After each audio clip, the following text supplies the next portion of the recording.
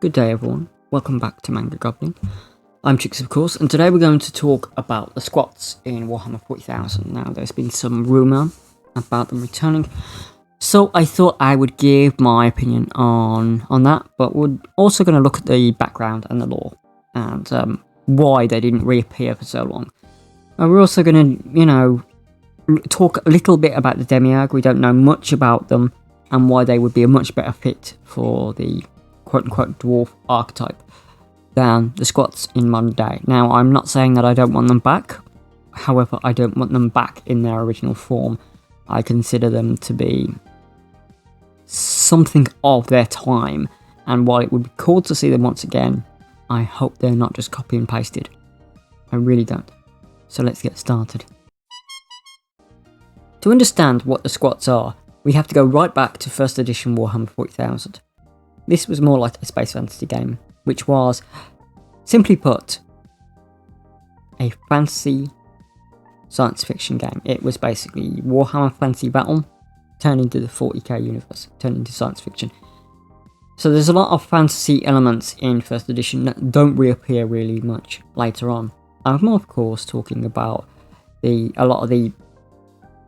was a lot of crossover, so you could have plasma weapons in Warhammer Fantasy Battle. You could have power fists, especially if you were the Descendants of Chaos.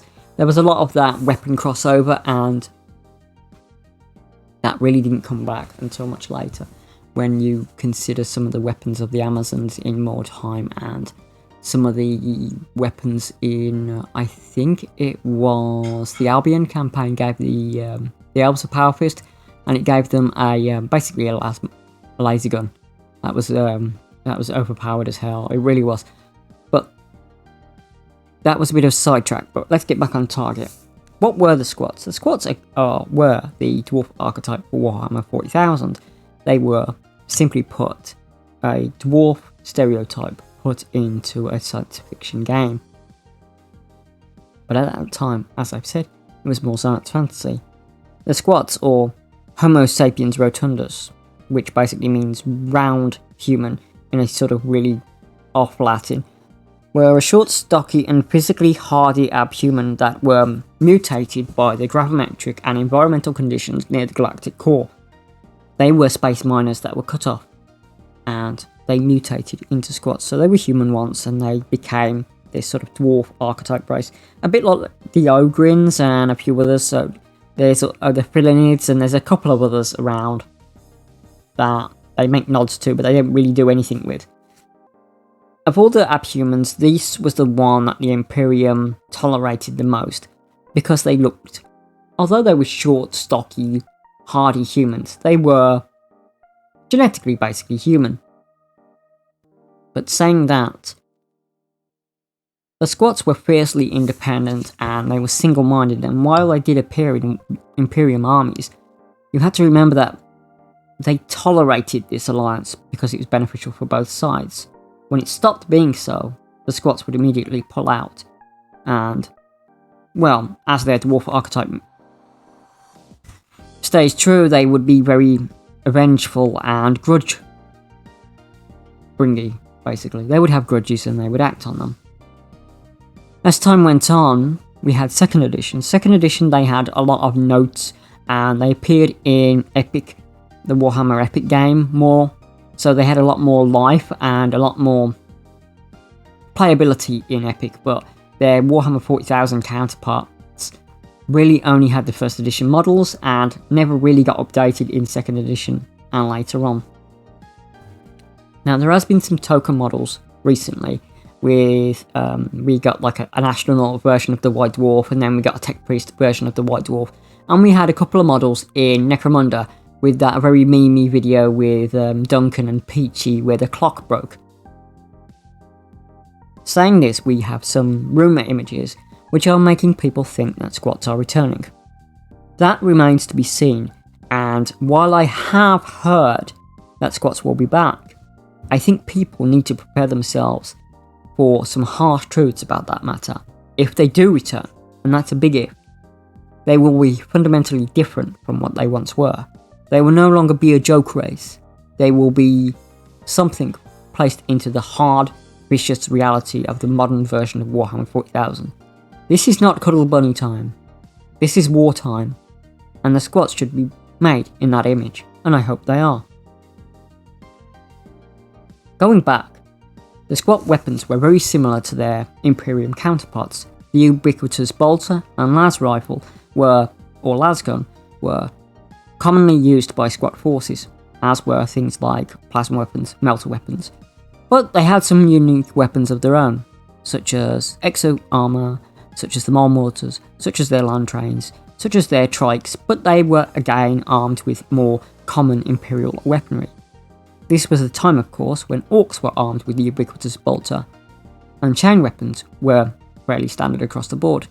The weapons for individual races really didn't appear until 3rd edition, when we got a brand new army set that cut down lore and had thinner codexes. Squats at this point disappeared, and the Tyranids were blamed for their missing in lore. Now, there was a thing where Jarvis Johnson posted on the forums, or a person who said they were Jarvis Johnson. I'm not 100% sure if it was actually proven it was him, so please take this with a grain of salt. He posted a message saying that they didn't know what to do with them, and so basically they wrote them out with, they got numbed by Tyranids. Remember, the dwarves, or the space dwarves, or squats as they were near the galactic core, which means the Tyranids had really gotten into the galaxy proper. A lot more than they had previously done. Tyranids, while the rogue, a rogue hive fleet might be here or there, the main ones were still on the corners and the outskirts of the galaxy. It was still tendrils of a very large organism yet to come. For them to eat an entire race, and then to the hive fleet to not be massively powerful within the segmentum solar or the galactic core was unprecedented, and nothing ever came of it. It was just a mention, and they expected people to shut up, but people didn't shut up. At every time they would have games day and they would have the Q&A sessions, people would ask about squats. This became quite irate to some people. I remember attending one where you could see the physical anger on one of the designers' faces when asked this question. I can't remember who it was because it was significantly a long time ago, as I've been in the hobby since 1995. So I attended many games days in the previous times, so I'm not 100% sure which one it was. Going back to the background, we have very little, but again, we have quite a bit. So I'm just going to break down what was unique about them. They had the Hearthguard, which was sort of like Terminator armor, but different because they could ride bikes on it with it. There was also the Mole Mortar, which was sort of like underground thing, which would dive underground and explode when it came out. Which I think they used in Forge World for one of the Imperial Guard regiments. I'm not 100% sure because I really don't play Imperial Guard, but if you do, that's great. Fair play to you. When the squats were isolated, they had to improvise, and they were masters of their own technology, something which was very different to their Imperial counterparts. The Imperium, with its xenophobic overlook, tolerated the squats mainly because they were a decent ally, someone they could basically use as a shipyard, and they could use them as expendable troops, or individuals for the grind. They would place them where the fighting was thickest and deadliest, and, well, as an abhuman, they got rid of them. And that's the point. I think that there was a point in Warhammer 40,000 where the xenophobic nature of the Imperium was quite high, but nobody made it a real world counterpart, and as people's awareness has become better, I think that they need to drop that if they're going to make them an ally of the Imperium. Now, I don't want them to be. I want them to be an independent force which would basically be mercenaries towards the Tau, the Imperium, the Eldar, and maybe even Orcs in some regards.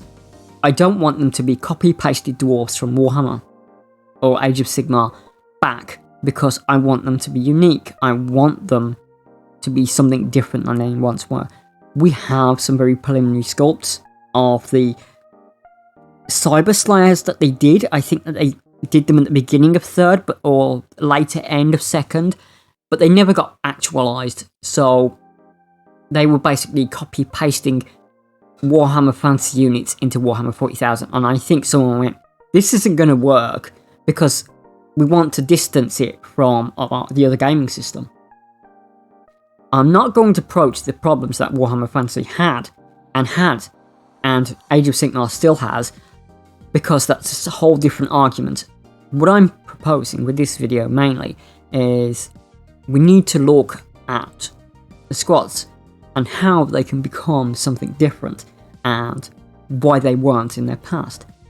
As I stated a couple of times in this video, they were a dwarf archetype, and if you want to keep that, that's fine, but you need to do something new with it.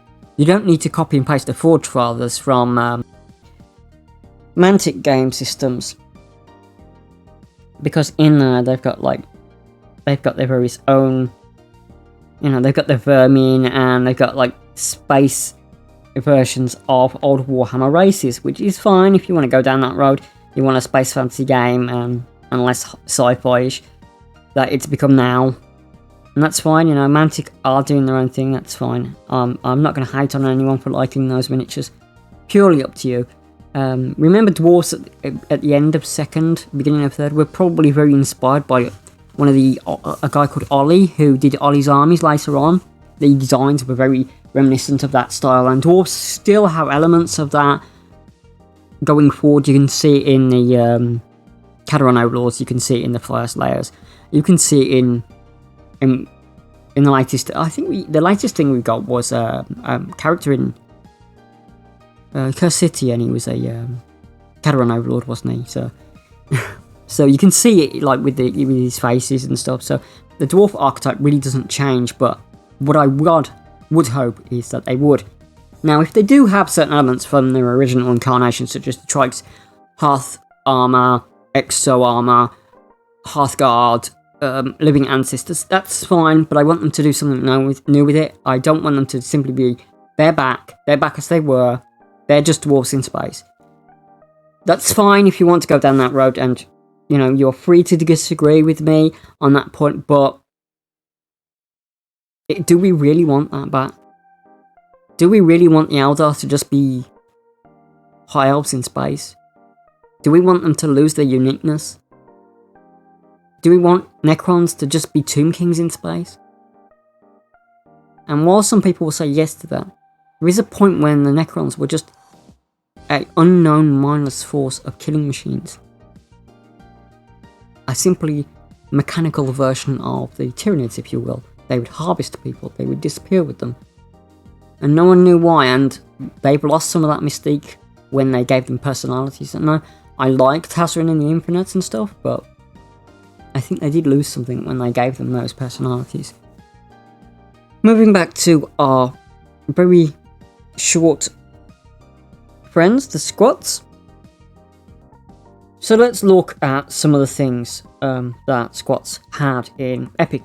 They had the land train, which was, as you can imagine, it was basically a series of carriages which had a rather large bombardment type weaponry.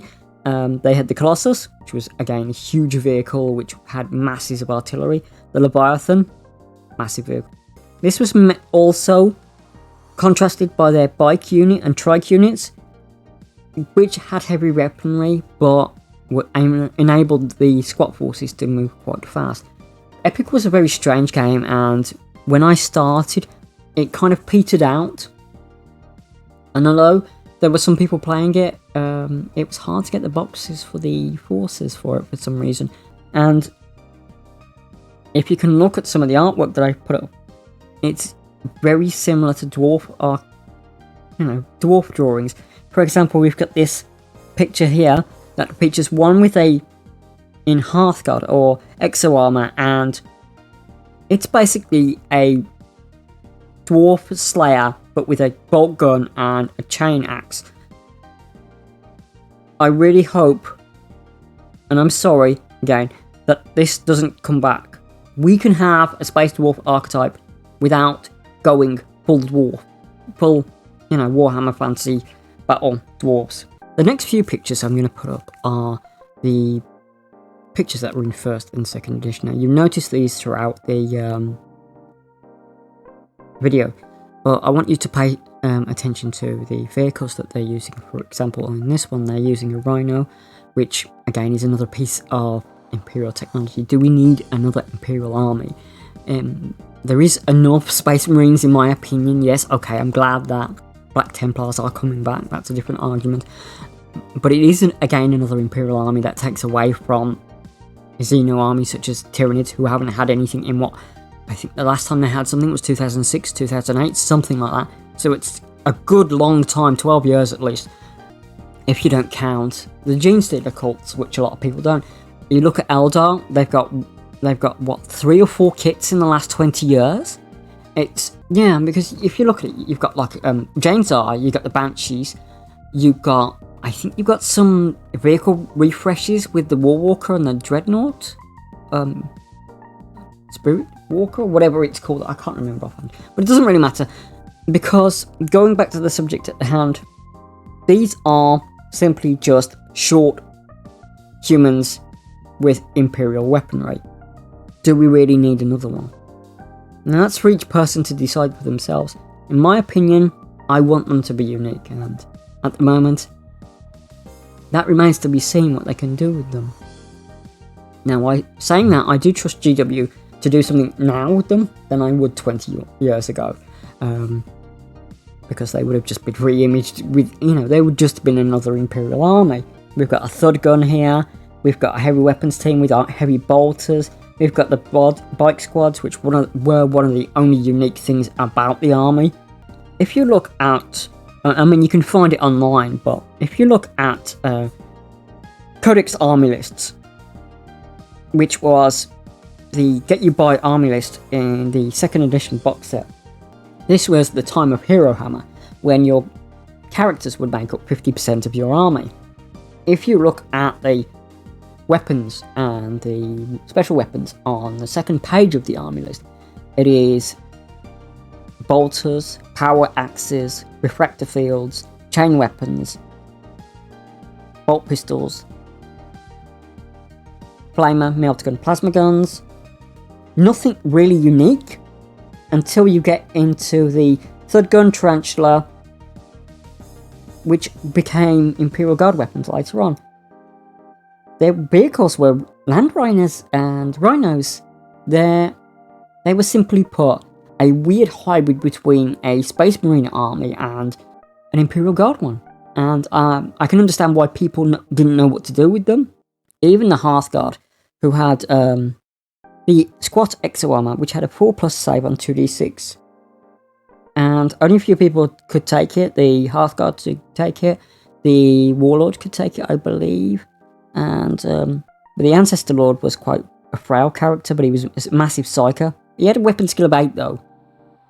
Weapon skill of 8, wow. But he was able to buy psychic powers. I remember them being more frail than that though. But according to this, in Codex Army lists, movement 3, weapon skill 8, ballistic skill 6. So he's pretty decent for a 2nd edition start. Anyway, moving on. But as I was saying, we look at the support, the bike squad and the heavy weapons bike are really the only unique ones, apart from the Hearthguard and the Ancestor Lord.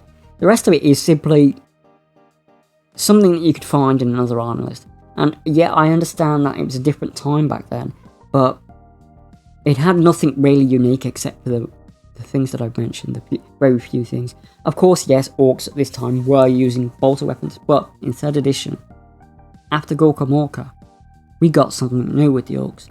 We got something new with the Eldar. We got something new making them different. And that was the start of when, Warhammer 40,000 started to, in my opinion, started to find its feet. It started to make armies different from each other, make them play different from each other. And unfortunately, this was, again, the start of when Space Marine, everything became Space Marine spam. Lastly, this final part, we're just going to look at a few images that appeared on the rumour thing that they do on a Tuesday. They released like a tiny picture of an upcoming model. Some people have said these are bikes. According to my sources, which I've been able to find, I've got 2 different sources which have given me 2 different answers. Number 1, Squats will return in a very small format for Imperial Guard or Astra Militarum. There will be 1 or 2 boxes, but they will be purely an Astra Militarum type thing. 2, Squats will have their own army and be something brand new, and we've seen images for their bike squad with parts here and there. Those are the 2 things that I've got. I've also heard slightly, now I can't guarantee any of these sources unfortunately, because I think a lot of people use the same one, and this was a leaker on 4chan which was then deleted and then got reposted multiple times by people. So this might be a case of the whole telephone game. So, you know, a conversation of a conversation of a conversation. So please, again, take this with a grain of salt.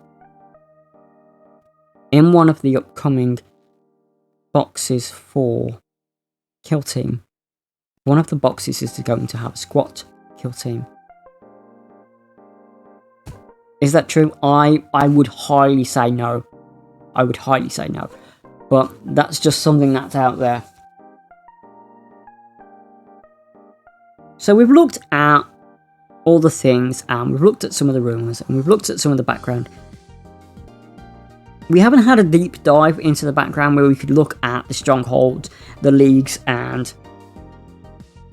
the various things. But this was basically copy and pasted from Warhammer. The leagues were basically the guilds from Warhammer Fantasy Battle. The leagues were basically just the various holds in Warhammer 40,000. And you even had like Space Slayers. It was simply a copy and paste army.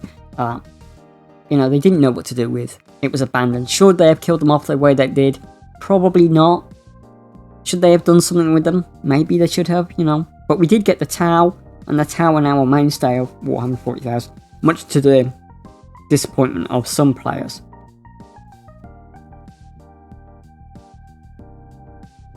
Saying this, there is going to have to be a rewrite of certain parts of the lore. How they will fit in, we do not know. Will they do something where they built up the Tau like they did for 3rd edition? Maybe. I hope so, because it would be interesting to see them, you know, bring a new race in, well, or bring the old race back. But unfortunately, the only thing we can do is wait and see. I'm very skeptical on the situation. There is a lot of rumours going around, none of them I can verify, even the slightest degree. Yeah, this was a bit of a waffly one, but it needed to be out there really, simply for my own sake, and maybe others who think like me, that squats maybe were a thing of the time. If they do come back, they really do need serious re-imaging. Thank you everyone for your time. Do take care of yourselves. Bye bye.